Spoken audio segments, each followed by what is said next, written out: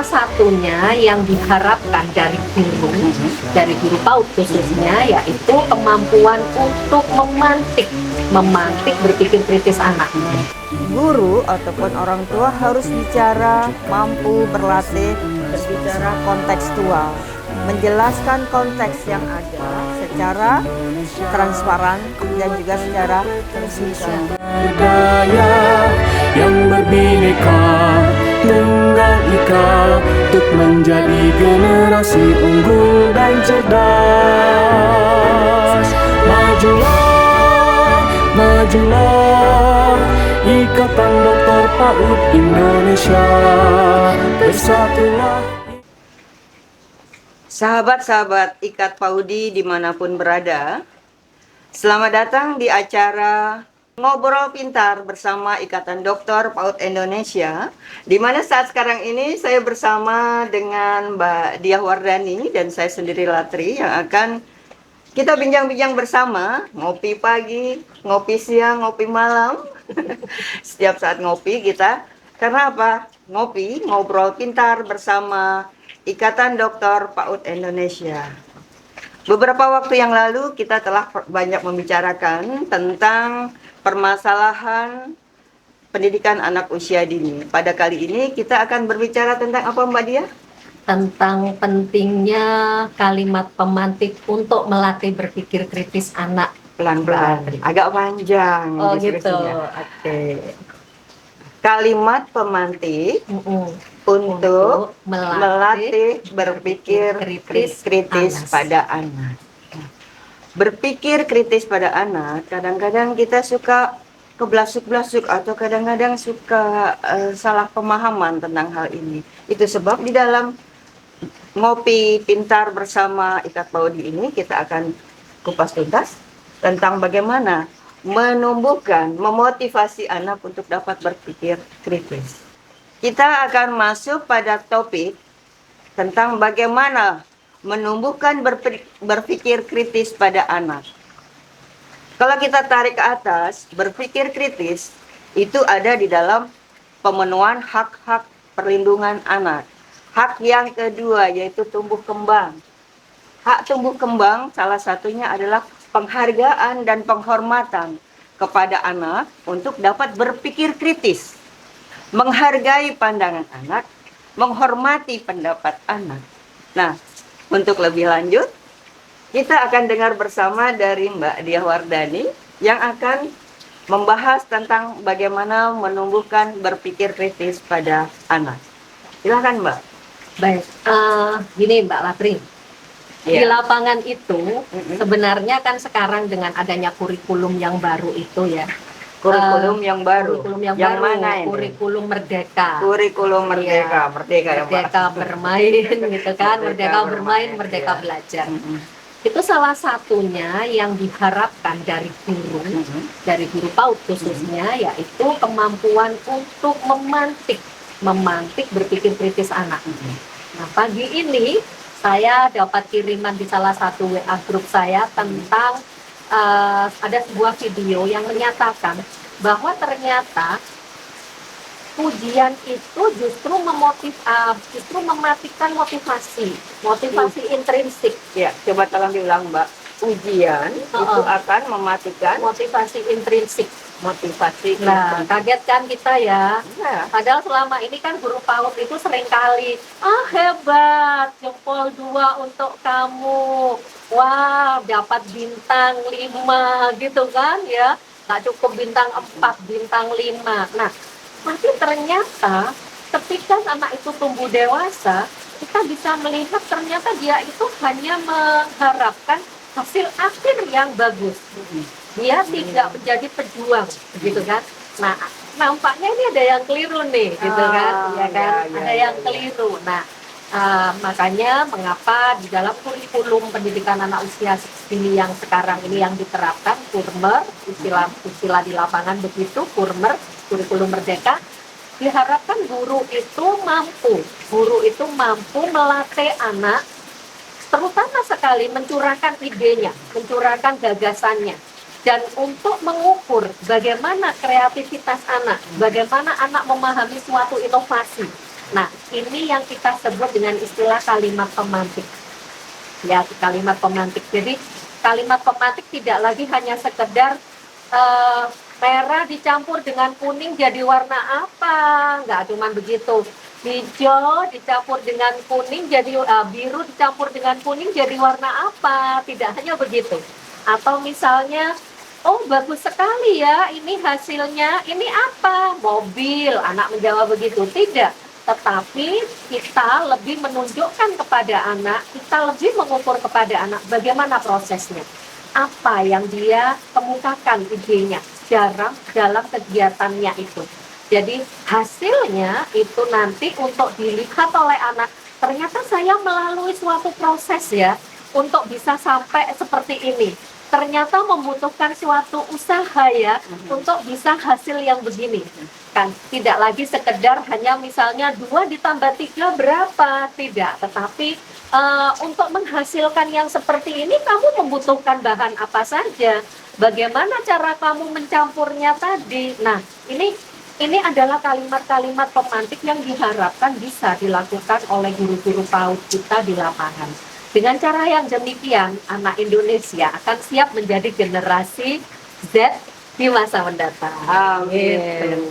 Jadi benang merahnya kalau saya boleh menangkap, menyimak tadi adalah bagaimana kita menstimulasi anak Betul sekali, untuk Mbak dapat Latri. mengungkapkan pendapat, pandangan, harapan, Betul.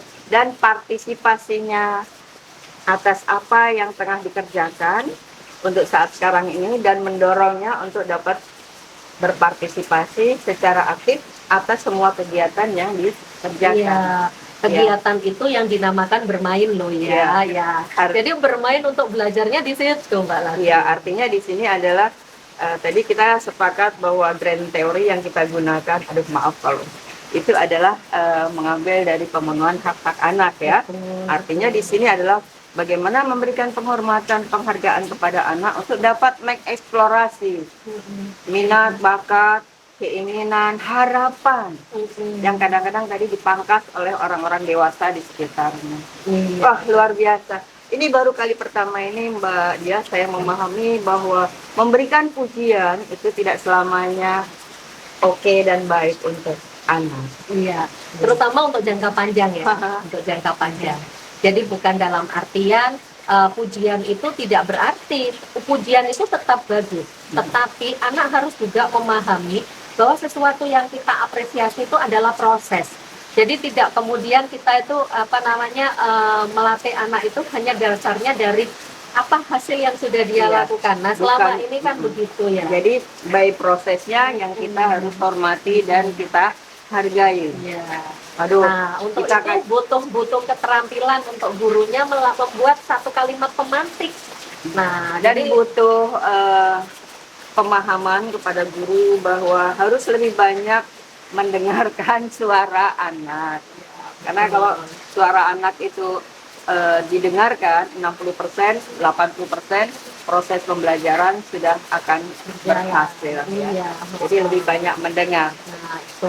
Jadi nanti kita akan bahas lebih lanjut ya Mbak Latri ya tentang bagaimana sih melatih kalimat pemantik bagi guru, mengembangkan keterampilan Saya pun juga harus melatih ya. Kan? Gitu. Iya. Kayaknya kita minum dulu deh. Kita ngopi ya. Ya. Ini kopi dari mana nih? Ini siapin. Ini ngopi pintar. Ngopi pintar bersama Ikatan Dokter PAUD Indonesia. Ngopinya ngobrol pintar. Oh, ngopinya ngobrol pintar. Ya, baik. Nanti kita lanjut lagi ya Mbak Latri ya. Lagi ya.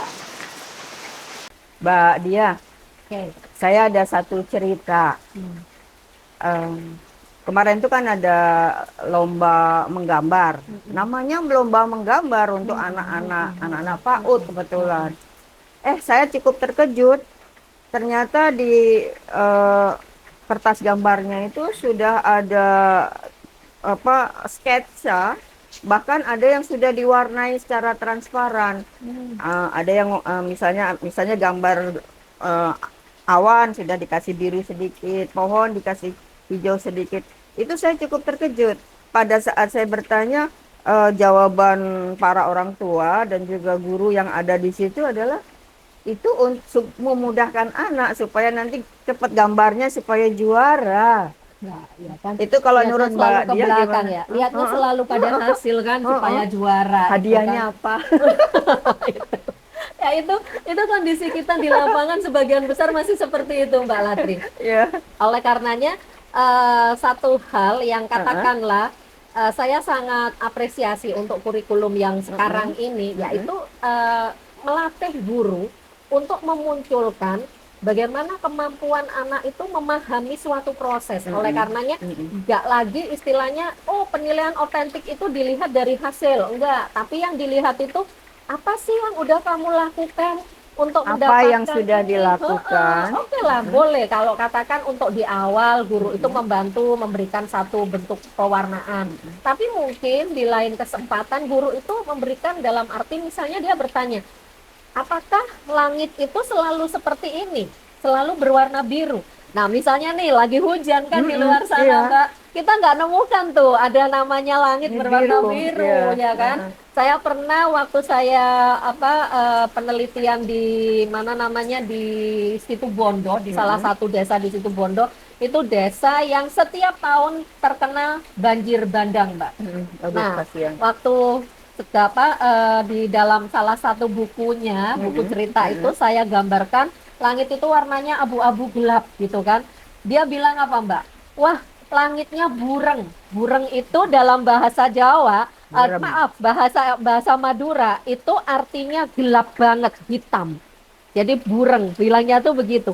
Nah, saya terkejut. Jadi langit burem itu tidak layak, tidak patut untuk digambarkan ya. Bukan begitu maksudnya. Jadi dia ternyata menangkap konteks Mbak. Jadi dia bisa memahami, kalau sedang langitnya kayak gini di atas gunung sana berarti ada kemungkinan akan hujannya lama. Kalau hujan lama itu bisa jadi banjir gitu kan. Nah, ini jadi menjadikan semacam early warning. Nah, muncul kan sikap kritisnya anak. Padahal hanya dari pernyataan langitnya bureng gitu kan. Wah, itu saya sampai yang gini, ternyata gambar ini mampu mewakili perasaan. Selama ini kita hanya menanyakan kepada anak, apa sih yang kamu lakukan ketika banjir? Boleh nggak sih kamu ketika banjir itu main-main, berenang-berenang begitu? Tapi kita tidak pernah bertanya kepada anak, kira-kira bisakah kamu memahami kapan kira-kira akan banjir? Nah, ternyata dengan gambar itu, anak-anak itu bisa menyatakan kalau langitnya seperti ini, maka hujan deras itu akan lama. Nah, ini yang perlu guru itu menyampaikan. Jadi guru nggak hanya menceritakan, kemudian dia itu gini, jadi tadi apa yang sudah diceritakan, apa yang kalian ketahui tentang banjir? Oh, banjir bandang. Apa itu banjir bandang? Banjir bandang itu dari gunung turun ke bawah. Banjirnya besar, nggak cuma seperti itu. Tetapi anak-anak kemudian muncul ide kreatifnya. Kalau yang di kota, Mbak, dia langsung bilang begini, Mbak. Kenapa kalau sedang banjir begitu kok yang perahu-perahu yang ada di alun-alun, jadi di alun-alun Situ Bondo itu ada bentuk-bentuk perahu, Mbak. Begitu. Sebenarnya itu menggambarkan masyarakat nelayan. Tapi dengan situasi banjir yang mereka rasakan selama beberapa hari, mereka jadi muncul begini, kenapa saya nggak boleh bermain-main? Kenapa tidak perahu-perahu yang ada di alun-alun itu dipakai untuk main-main? Lucu kan ya? Tapi itu saya menangkapnya, ini kemampuan anak itu ternyata melebihi dari pemikiran kita. Sementara gurunya masih bertanya-tanya itu hanya seputaran, boleh nggak selama banjir kamu main-main? Boleh nggak berenang-berenang? Kenapa kok nggak boleh berenang-berenang? Oh, ada nanti khawatir ada sengatan listrik, ada ini. Tetapi itu bukan satu hal yang secara khusus ditangkap oleh anak. Jadi konteksnya anak itu ternyata memang berbeda dengan orang dewasa. Nah, disinilah perlunya guru itu harus memahami gitu kan. Nah, harapannya di lapangan dengan rambu-rambu kurikulum yang baru ini, guru ini juga mulai berlatih gitu, mulai berlatih. Jadi ketika anak-anak itu menggambar, ketika anak-anak itu membuat kolase, ketika anak-anak itu menyiapkan kopi atau teh seperti ini, dia tidak hanya sekedar melihat, oh teh ini untuk diminum, tapi dia tahu teh yang saya mau adalah teh yang airnya tidak terlalu panas, gulanya cukup 2 sendok teh saja, dia bisa berhitung. Ya enggak sih? Dia bisa berhitung. Sementara guru kan enggak, Mbak. Ditulisnya angka 2 ditambah 3 berapa. Tapi dia nggak tahu konteks untuk 2 ditambah 3 itu untuk apa gitu. Tapi dengan cara yang seperti itu, misalnya guru, apa yang akan kamu lakukan supaya teh ini lebih manis? Bu guru ingin teh bu guru agak lebih manis, misalnya begitu. Anak akan muncul, tadi aku berikan teh ini 2 sendok. Berarti kalau bu guru mungkin 3 sendok ya. Mungkin seperti itu kan. Nah, ini kan kita melihatnya, oh iyalah wajar. Tidak, nggak wajar. Karena apa? Karena anak selama ini tidak ditanya untuk hal itu. Jadi, nah, proses apa, mengapa, bagaimana, itu harus terus digali ya. Iya, jadi betul. bukan hanya apa-apa, tapi bagaimana. Yang jawabannya yang dan tidak tadi, enggak gitu. Artinya kembali kepada proses, berpikir secara kritis, mengacu kepada proses. Dan tadi saya menangkap Mbak Diah, jadi ada satu hal yang sangat penting, yaitu adalah tentang kontekstual. Kontekstual, bagaimana pada saat tematik yang sedang dibawakan guru ataupun siapa orang tua menyampaikan sesuatu tentang bagaimana terjadinya banjir, dimulai dari awan hitam di area pegunungan, mungkin juga sekaligus sekian MDPL, kemudian perawanan, betul kan, stratus cumulus nimbus, mana yang membuat hujan. Kita bisa bicara tentang itu kan. Iya, itu kemudian berarti di sini adalah tadi saya menangkap Mbak Dia menyampaikan bahwa guru ataupun orang tua harus bicara, mampu berlatih, berbicara kontekstual, menjelaskan konteks yang ada secara transparan dan juga secara terbuka. Ya, betul sekali. Jadi anak memahami apa mengapanya, termasuk tadi disampaikan ibu ingin minum kopi atau teh manis dengan 2 sendok gula. Kurang manis, berarti bisa ditambahkan 1 sendok. Artinya ini adalah merupakan satu proses pembelajaran dinamis, di mana tadi disampaikan Mbak Dia bagaimana memerdekakan berpikir anak, bagaimana menumbuhkan kecerdasan dan juga kreativitas anak untuk berpikir. Dan di sana peran dari kalimat pemantik yang dibuat oleh guru. Kalimat pemantik ini pun saya harus belajar ini kalimat pemantik. Iya. Ya, pada dasarnya guru itu sudah melakukan kegiatan bertani. Tetapi selama ini pertanyaan itu didasarkan pada apa yang diinginkan oleh guru. Jadi jawabannya cenderungnya kan iya dan tidak. Kalau saya suka istilahkan itu, saya berkata begini, metode bertanya jawab itu jangan dipahami sebagai guru bertanya, murid menjawab. Tidak. Tetapi metode tanya jawab sekarang ini lebih pada bentuk semacam diskusi. Nah, yang kayak kita lakukan ini kan Mbak Latri, mestinya begitu ya. Pertanyaannya terbuka ya. Pertanyaan terbuka, kontekstual dengan apa yang sedang dilakukan oleh anak.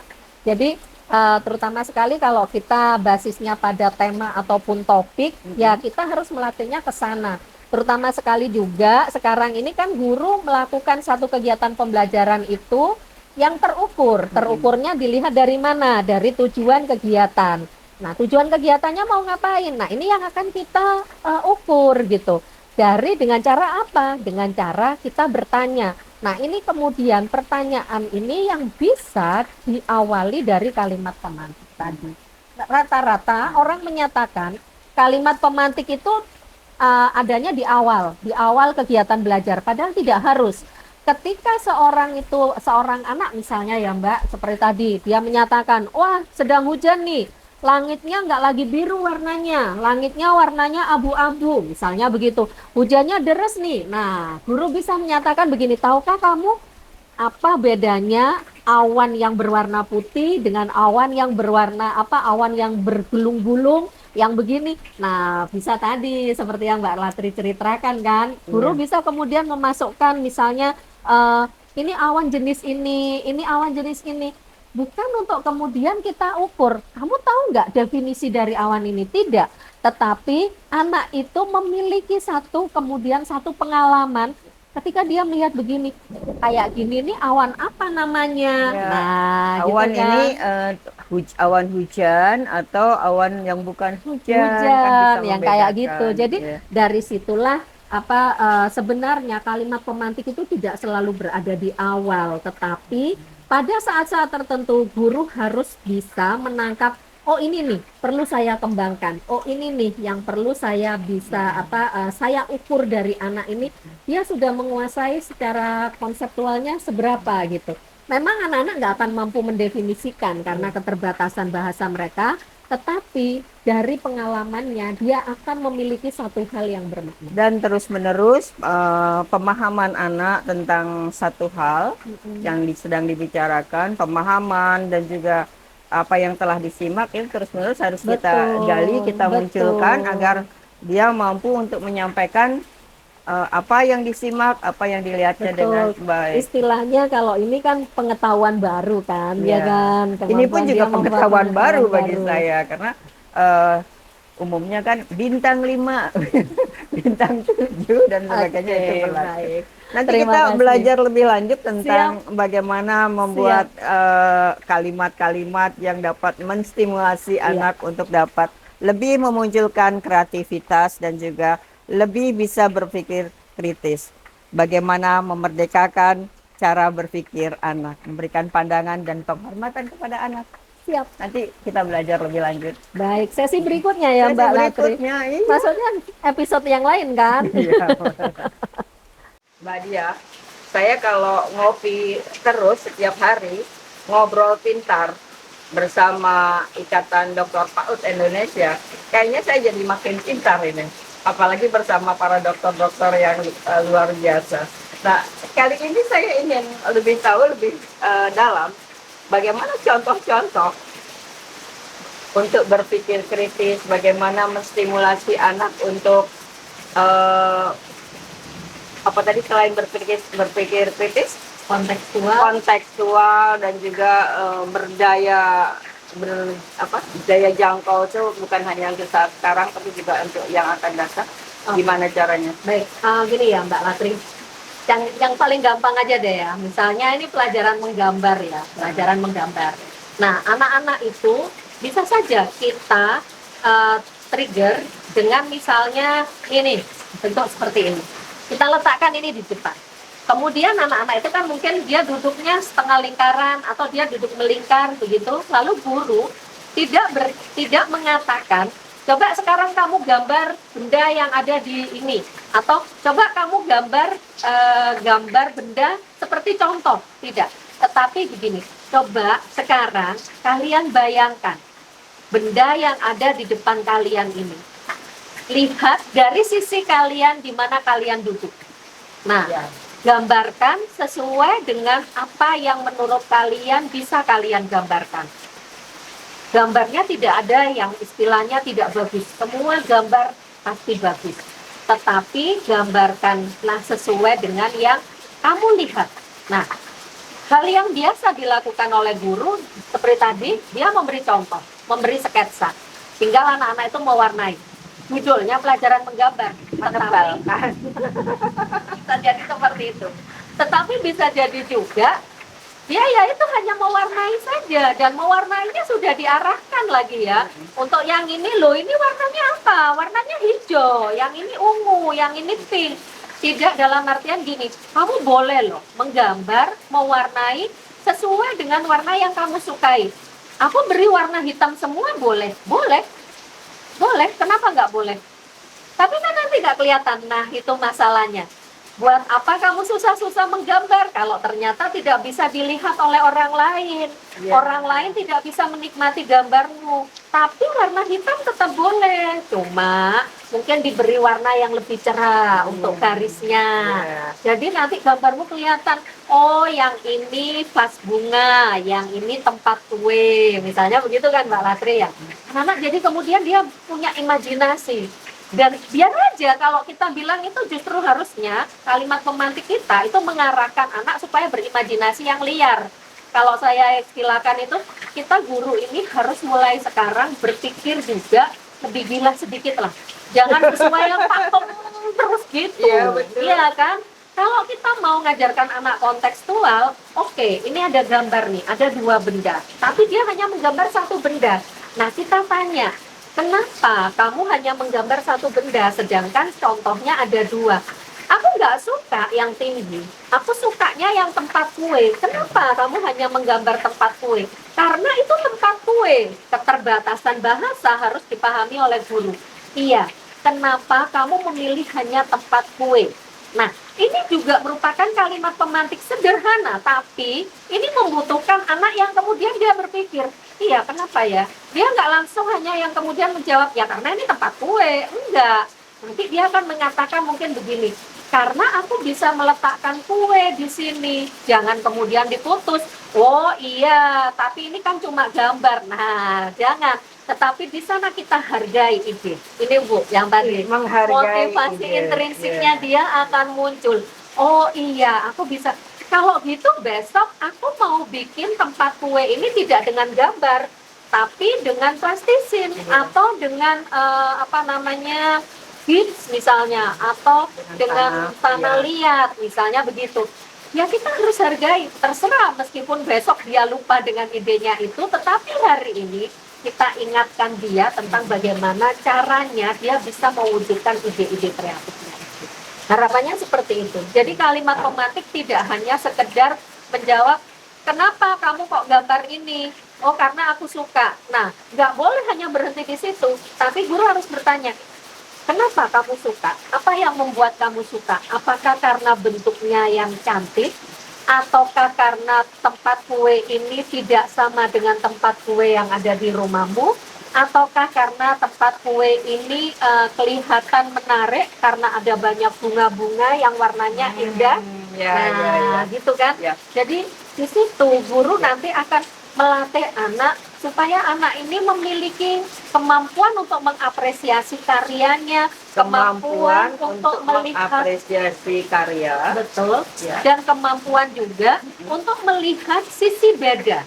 Jadi dia berani tampil beda. Kan anak-anak muda sekarang kan begitu kan Bu Latri? berani tampil beda, dan dari satu sisi pun guru, orang tua, dan lingkungan terdekat anak itu harus Melihat memberikan, potensi. ya harus memberikan penghargaan, penghormatan Betul. kepada anak. Betul. Apa yang disampaikan oleh anak, meski itu dari sudut pandang yang berbeda dari kita orang dewasa, tetap harus kita hargai. Betul. Ya, karena bagaimanapun kan, kalau saya menyimak dari Mbak Dian tadi, anak ini adalah bukan miniatur orang dewasa. Betul yang sekali. melihat toples kue sebagai ini toples kue. Orang dewasa melihatnya ini toples kue. Oh iya, Tapi betul. anak bisa melihatnya dari sudut pandang lain, ini bukan toples kue, dan itu yang harus kita hargai. Betul. Anak bukan orang dewasa mini, dan bagaimana orang dewasa memperlakukan anak, bukan lagi anak orang dewasa mini, tapi ya senyatanya adalah anak-anak. Iya, dan harus dipahami juga keterbatasan mereka dari sisi bahasa. Nah, disinilah Bisa peran Mbak ya. dia simpulkan dalam waktu singkat? Silakan. Iya, baik. Jadi pada dasarnya pada saat sekarang ini kita berharap guru PAUD itu mampu membuat satu kegiatan yang menarik yang kemudian juga terukur. Nah, terukur dalam hal ini tidak hanya dari terukur keberhasilannya saja, tetapi juga terukur ide apa sih yang dia munculkan, karya apa, dan prosesnya seperti apa, bagaimana dia menangkap proses tersebut. Itu harapannya seperti itu. Diawalinya dari mana? Tentu saja kalimat pemantik tidak sekedar hanya pertanyaan ya atau tidak.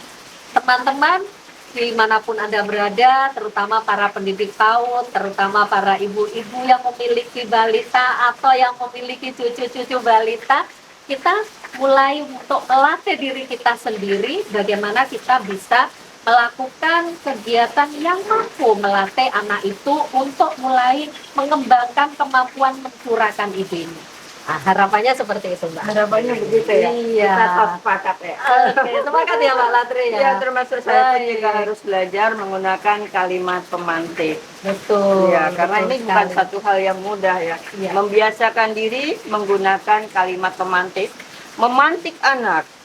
Memantik anak. Nah, Kalau dalam bahasa isyarat ini adalah memantik, menghidupkan. Memantik anak untuk dapat menumbuhkan kreativitas, memunculkan, berani menyampaikan harapan, pandangan, meski berbeda dengan orang dewasa sekitarnya. Dan orang dewasa sekitarnya pun juga harus memberikan dukungan ekologi sosial kepada anak-anak tersebut. Dengan demikian, maka anak Indonesia akan dapat memperoleh hak-haknya secara sepadan dalam proses pendidikan yang memerdekakan. Nah, ini salam terakhir adalah dari Mbak Dia. Silahkan. Baik, teman-teman ngopi dimanapun juga berada, silakan mengikuti episode-episode PAUD yang menarik lainnya di ngopi, Ngobrol Pintar, bersama Ikatan Dokter PAUD Indonesia. Jangan lupa ya, yang suka, yang nonton video ini, share, subscribe, dan like-nya kami tunggu. Keberhasilan kami adalah keberhasilan anak-anak Indonesia di masa mendatang. Terima kasih teman-teman, sampai bertemu lagi di episode menarik lainnya. Jangan lupa untuk share, like, and subscribe. Iya. Assalam. Iya. Terima kasih banyak Mbak Dia. Ini adalah pesan terakhir dari Mbak Dia tentang bagaimana. Nggak pesan terakhir, masih ada episode berikutnya loh ya. Pesan terakhir saat sekarang ini. Artinya nanti kita bisa ngopi jilid kedua, ketiga, membahas tentang hal ini karena hak anak bukan cuma hak tubuh kembang ini bukan bagaimana menyampaikan pandangan saja dan berpikir secara terbuka, tapi hak anak ini kalau terkait dengan tubuh kembang masih banyak, jadi masih ada jilid-jilid berikutnya. Jadi kalau kita bicara grand teori, kemudian middle teori, kalau kita serius banget kan sulit ya. Tapi dengan cara kita ngopi bersama Ikatan untuk anak Indonesia bersama Ikatan Dokter PAUD Indonesia. Sampai ketemu lagi Mbak Lasri. Terima kasih. Salam.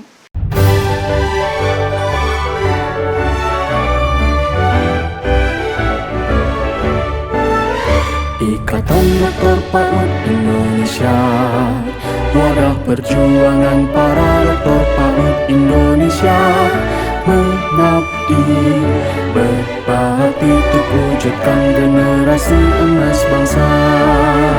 Ikatan Dokter PAUD Indonesia, kuatkan kompetensi sumber daya yang berbineka tunggal ika untuk menjadi generasi unggul dan cerdas.